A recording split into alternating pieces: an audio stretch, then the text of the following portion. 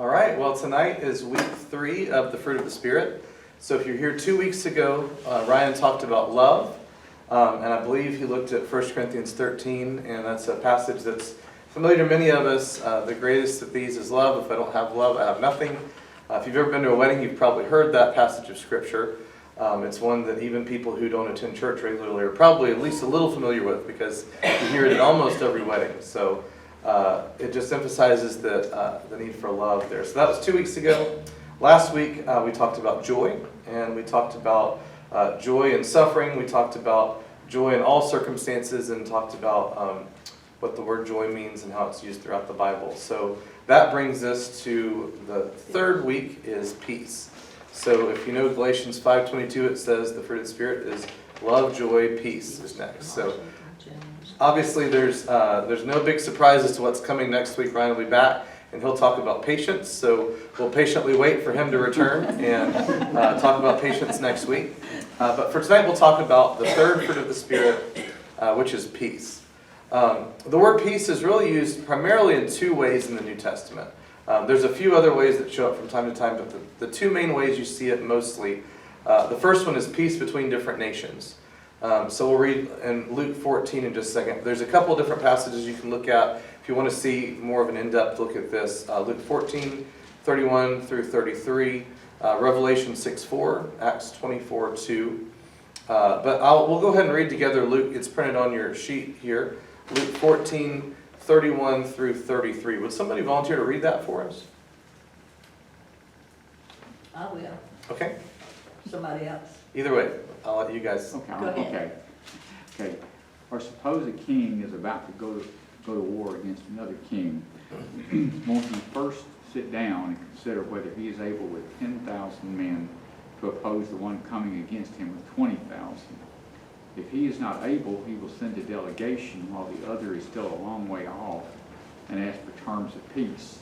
In the same way, those of you who do not give up everything you have cannot be my disciples. So if you imagine a military general, if they're sitting there thinking about their strategy and they go, okay, we're outnumbered 2-1 on our troops here, let's go try to negotiate a peace treaty, right? If we fight, we're going to lose, so let's go negotiate a peace treaty. So that's the way the word peace is used there, like a peace treaty between 2 nations. And there's a few other passages where you'll see that too. So the second way that you see the word peace used in the New Testament is harmony in personal relationships. Ephesians 4:3, Acts 7:26, Romans 3:17, and there are many others. Those are just a few that you can look at that use it in that way. June, since you raised your hand last time, would you read Acts 7:26 for us?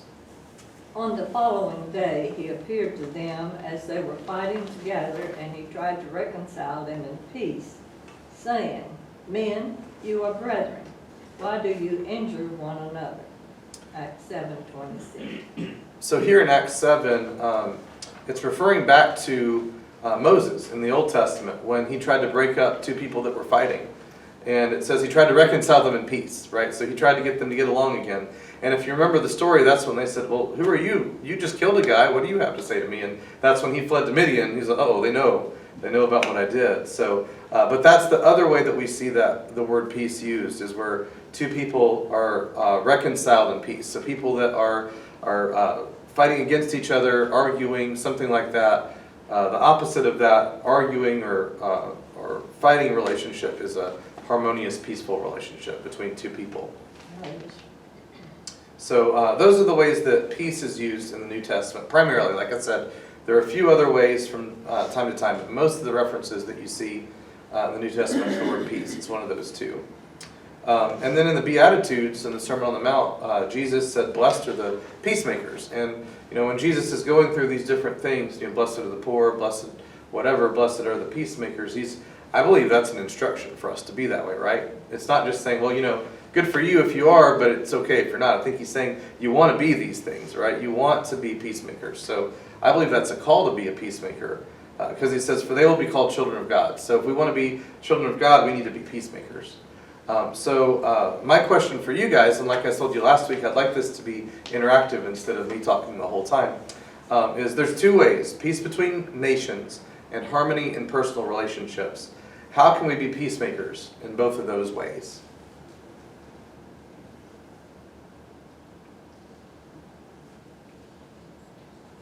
Not everybody at once.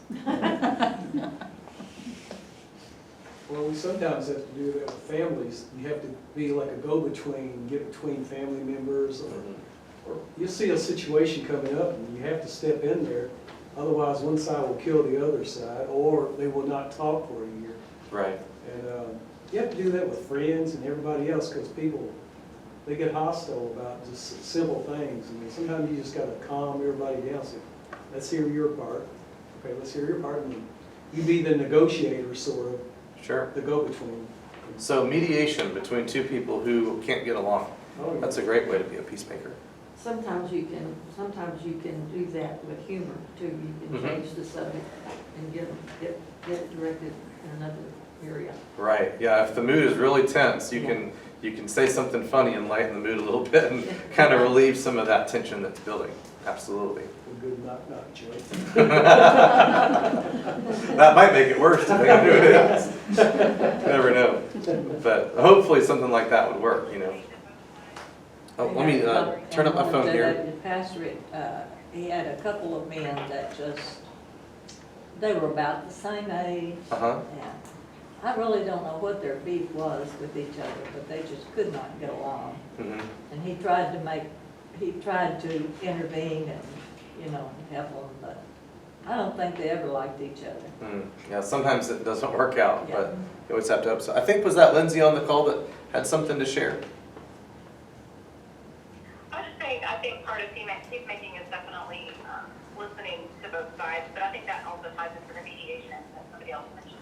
Right, so yeah, part of mediation is listening for sure, making sure that both people are heard. And a lot of times conflict is just a misunderstanding, right? Where people either aren't listening well, or they don't understand, or they miss something, and then when they really understand what each other want, then everything's okay. Not always, but sometimes. Sure. I think sometimes with nations, us, are not able to do anything, Mm-hmm. but we can always pray for our leaders Absolutely. and for our nation and for the people of our country. Mm-hmm. And we can also remember other countries and their leaders and what they're going through. I think I heard the other day that one of the leaders was assassinated or something. Oh. Haiti. Haiti, yes. Okay. The leader in Haiti was assassinated. Wow. So, I mean, they've been under a lot of stress for a long time and a lot of conflict and everything, so we can pray for them. That's all Sure, we can absolutely. So Francis makes a good point. None of us are president or governor or in a high-ranking ability to really influence public policy or diplomacy between nations, but we can certainly pray for our leaders and also pray for the leaders of other countries too, because that doesn't happen in a vacuum in our country. The other countries' actions can make a difference too. So. I think every president we've had to try to mediate between the Palestinians and the Jewish people. And that is hard because they're still fighting. Right, that's true. A long Yeah. lasting. Yeah, that conflict in the Middle East has gone on for several thousand years, and so you're right. A lot of presidents have tried to intervene and cut a deal and make it work, and maybe it will temporarily, and then something happens and it falls apart again. They were doing better for a while, and then here recently, a couple months ago, things kind of heated up, and I think for now they've kind of come up with a temporary ceasefire, but at some point it's probably going to boil up again, unfortunately. So yeah. It's definitely tricky when it's between nations because it's on such a big scale, for sure. I heard that about the president of Haiti, Mm-hmm. and his wife was also injured, and they said that she was in the hospital, didn't know, how bad she was. Oh, wow, yeah. So June mentioned that the president of Haiti was recently assassinated, and then also the wife of the president of Haiti is in the hospital, so a bad situation there. So She we was can, injured somewhere or another. right, so we can pray for the leaders of Haiti, and like you said, several of you said, there's a lot of tumultuous things going on over there. It's a weird situation on the island because you've got one half is the Dominican Republic and one half is Haiti, and they're very different. Dominican Republic's a lot more wealthy, and Haiti's got a lot more poverty, and it's just it's a weird situation there. So we can pray for them for sure.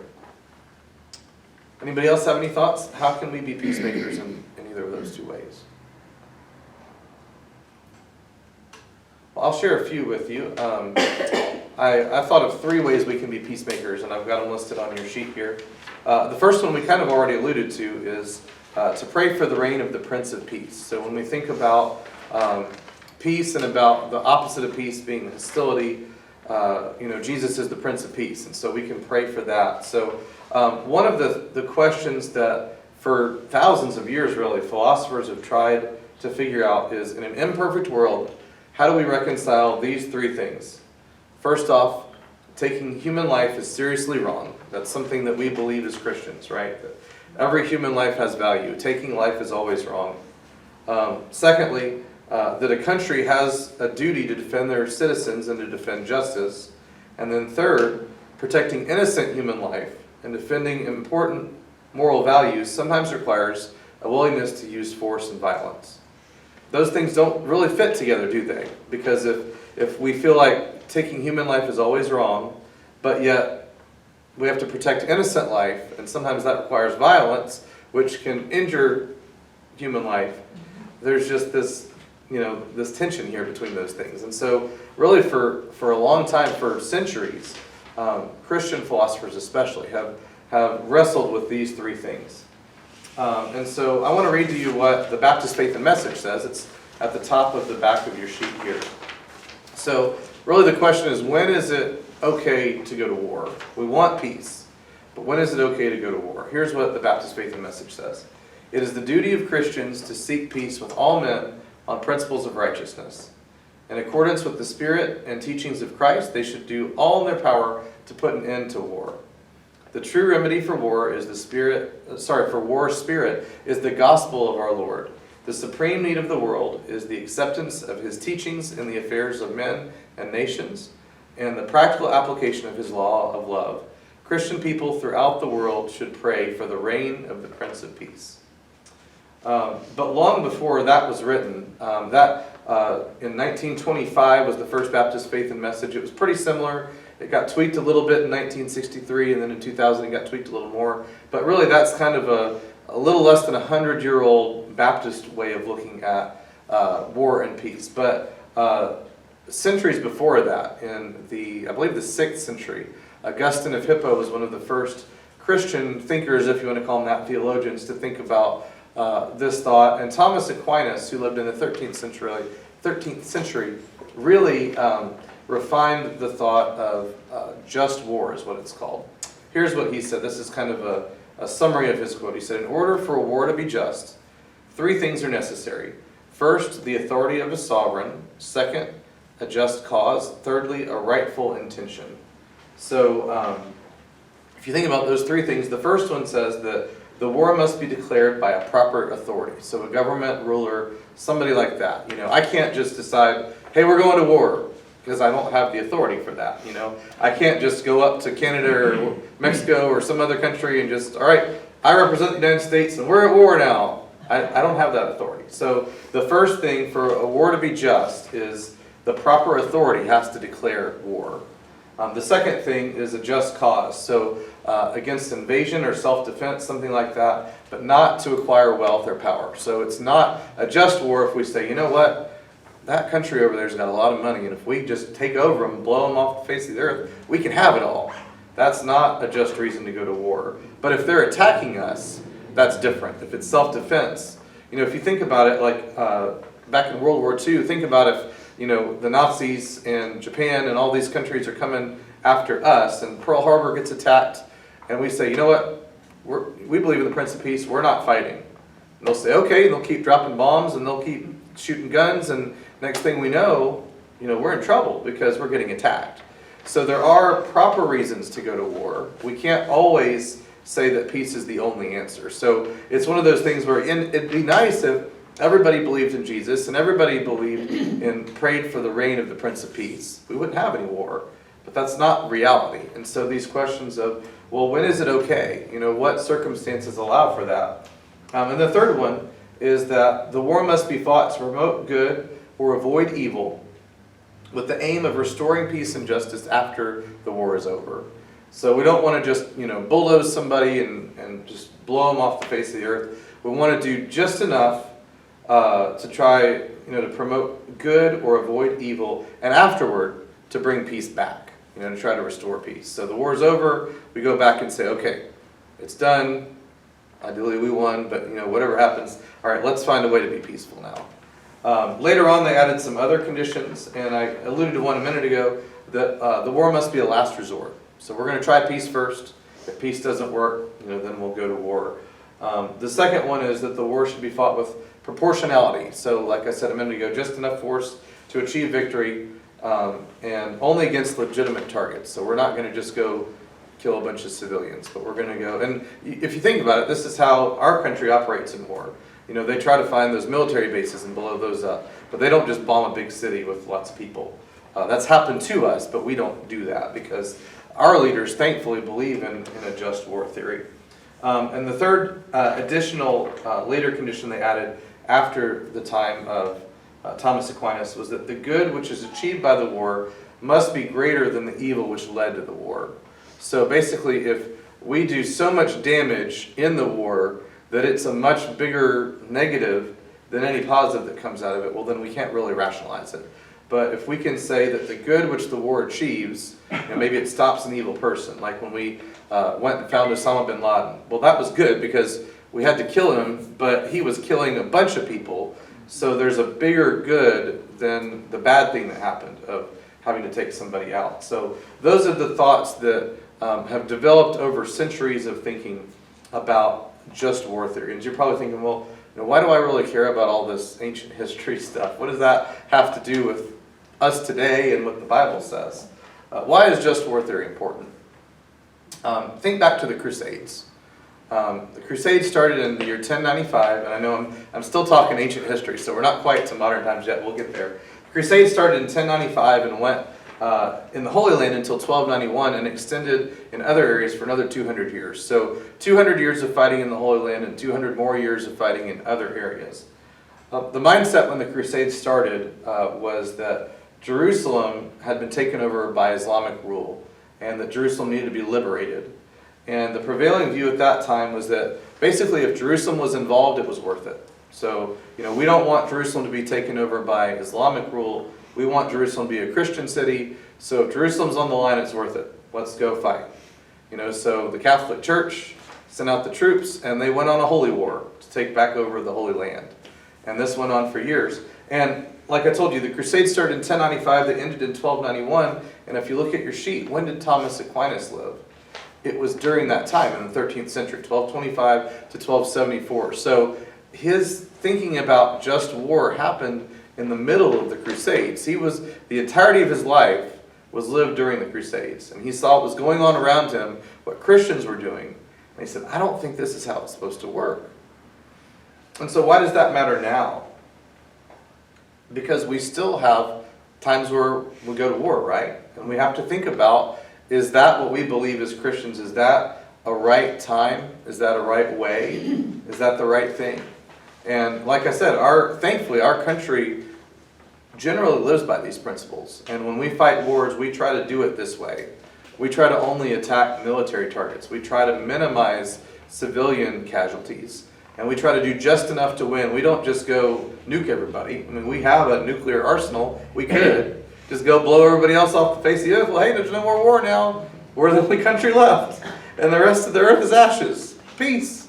But think about the horrible casualty that would happen in the process, right? With billions of lives lost. So our country lives by these principles, and it's important for us to know these principles so we can know when something is out of proportion, when something's out of whack, when something's wrong, right? So I hope that all makes sense. I know that's a lot of history, and here we are in the year 2021, and that still applies today, even though that stuff kind of developed, thousands, hundreds of years ago. But the second thing really ties in with it, and I think it has more practical application for us today. We must exhibit the fruit of the Spirit to our neighbors, even neighbors from a foreign country at war with ours. What does that mean? So, September 11th happens, and we're at war with some Middle Eastern countries. Not necessarily Afghanistan, but the Taliban And later on we also went after Saddam Hussein. We're at war with Iraq, some countries like that. Well, we might have people from those countries living here. We do. Well, we can't treat them like that. We can't go to war with them. Hey, you're an Iraqi. Okay, well, I'm going to blow you off the face of the earth too, because that's what our country's doing. We can't treat people like that. We have to treat them like we treat everybody else, even if they're neighbors from a foreign country at war with ours. Here's what the Old Testament law says about this. This is in Exodus 23:9. And it's also pretty much repeated verbatim in Exodus 22. There's this just this listing of laws about different things, and it kind of caps the front and back of it. It says, "Do not oppress a foreigner. You yourselves know how it feels to be foreigners, because you were foreigners in Egypt." So in the Old Testament, they had an understanding of their history. The people of Israel had been foreigners and had been mistreated pretty badly. If you think about how were the Israelites treated in Egypt, they were enslaved. They were treated horribly. And so they knew once they got out of that, don't forget, one time you were a foreigner too. And you remember what that was like. You remember hearing those stories of your ancestors. So we can't do that to other people. We have to treat foreigners well, because we were foreigners too. And even though for most of us in this room, we've never really been a foreigner. I've spent about a week in Mexico. I've spent about a week in Canada. So 2 weeks of 38 years of my life have been a foreigner. I don't know what it's like to be a foreigner, but I can still live by that biblical principle. There's a longer passage in Luke chapter 6 that I would love for somebody to read. It's there printed on your page. Would somebody read that for us? Luke 6:27-36. But to you who are listening, I say, love your enemies. Do good to those who hate you. Bless those who curse you. Pray for those who mistreat you. If someone slaps you on one cheek, turn to them the other also. If someone takes your coat, do not withhold your shirt from them. Give to everyone who asks, and if anyone takes what belongs to you, do not demand it back. Do to others as you would have them do to you. If you love those who love you, what credit is that to you? Even sinners love those who love them. And if you do good to those who are good to you, what credit is that to you? Even sinners do that. And if you lend to those from whom you expect repayment, what credit is that to you? Even sinners lend to sinners, expecting to be repaid in full. But love your enemies, do good to them, and lend to them without expecting to get anything back. Then your reward will be great, and you will be children of the Most High, because He is kind to the ungrateful and wicked. Be merciful, just as your Father is merciful. So basically, here's what Jesus is saying. It's easy to love your friends, right? They're going to love you back. That's not hard. It's not a big deal to love people who are going to love you back. But what about those enemies? What about those people who are against you? That's a lot harder, but we still have to love them too. Right after 9/11, I mentioned this a minute ago, there was a lot of mistreatment of Muslims in our country. Hate crimes against Muslim people were on the rise. And here recently, even though it's not really a war, there's a lot of mistreatment of Asian people. Crimes against Asian people are on the rise because of COVID. Well, that Chinese guy down the street had nothing to do with COVID being here. But yet people mistreat people like that and blame them for things they had nothing to do with. And if you think about it, a lot of people who come from another country are refugees, and they left because they wanted to get away from this treatment. So maybe they were a part of it there, and now they're getting it here too, just because they're from there.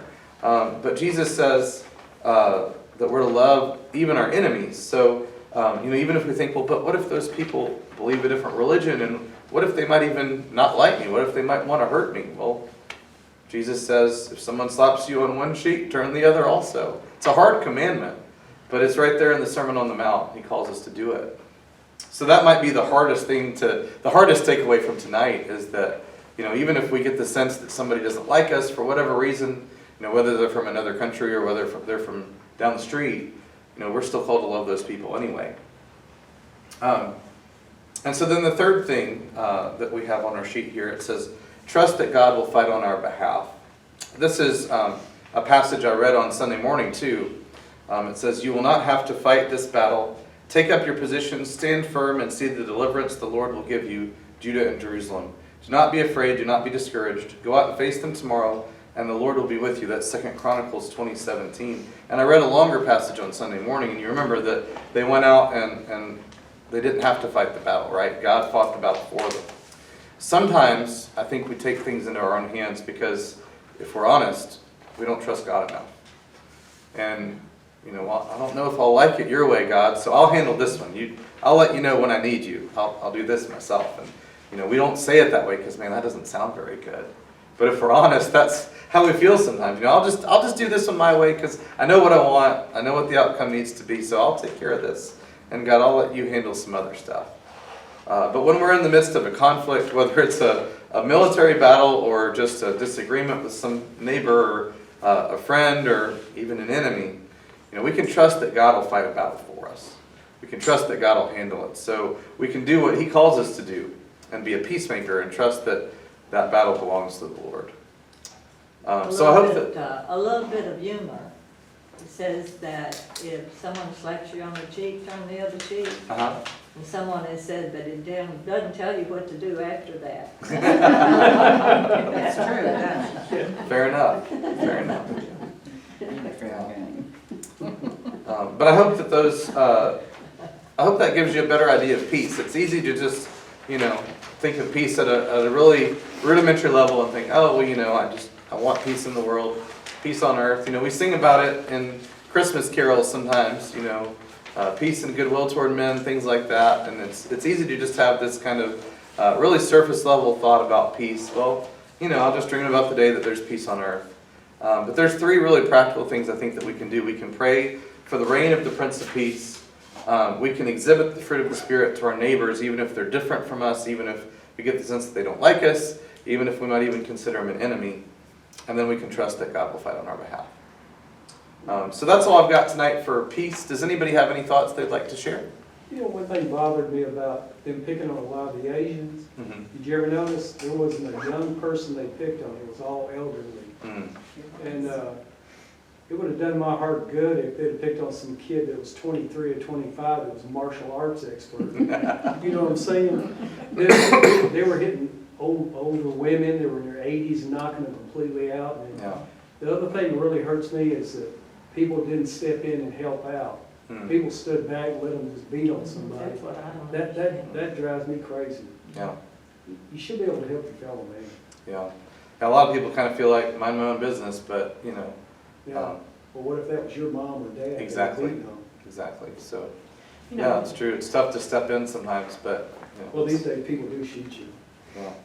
But maybe that's part of being a peacemaker, right? Yeah, we're a vest. Yeah. Anybody else have any thoughts they'd like to share tonight? Good lesson. Thanks. Well, thanks everybody for being here.